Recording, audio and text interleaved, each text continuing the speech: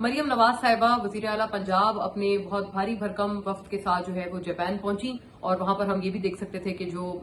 دوسری طرف کے جاپان کی سائڈ سے جو لوگ تھے وہاں پر ایک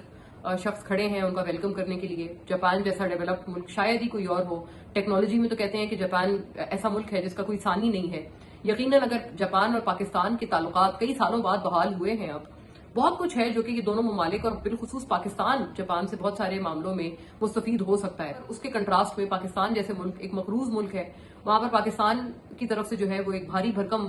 فوج پہنچی ہوئی ہے۔ مریم نواز صاحبہ کے اس دورے کے اوپر جب تنقید کی گئی، اور کچھ لوگ کہہ رہے ہیں کہ یہ 60 کروڑ کا پڑا ہے یہ پورا دورہ، کیونکہ اس میں 5 اسٹار ہوٹلز کا استعمال تھا، لگژری گاڑیوں کا استعمال تھا، اور بالکل مطلب کسی چیز پر بھی سمجھوتا نہیں کیا گیا، اور ایئر فورس کا ایک بہت بڑا جہاز جو ہے وہ مریم نواز صاحبہ لے کر گئی۔ اس کے اوپر بھی ان کے اوپر بڑی تنقید ہو رہی ہے کہ وہ چاہتی تو وہ کمرشل فلائٹ سے بھی جا سکتی تھی، لیکن وہ انہوں نے انتخاب نہیں کیا، اور ایک بھاری بھرکم وہ پورا ایک طیارہ جو ہے وہ مریم نواز صاحبہ کے ساتھ گیا۔ تو بہرحال اس کے اوپر تنقید ہو رہی ہے، اور بہت دلچسپ بات یہ ہے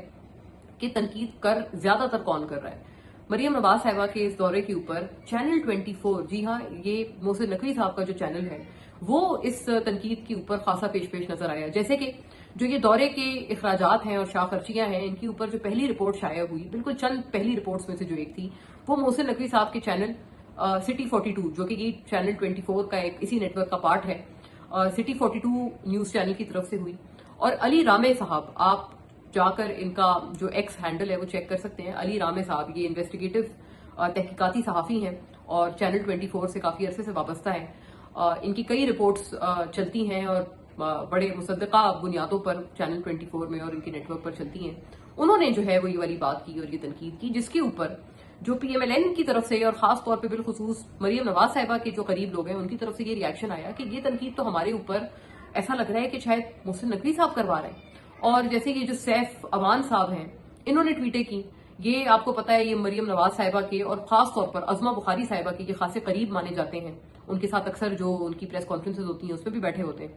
انہوں نے بھی یہ کہا کہ جی یہ محسن نقوی صاحب اور ان کا چینل ہمارے خلاف سرگرم ہے۔ کچھ ٹائم بعد اگلے ہی روز ان کی ٹویٹ آئی کہ جی اگر محسن نقوی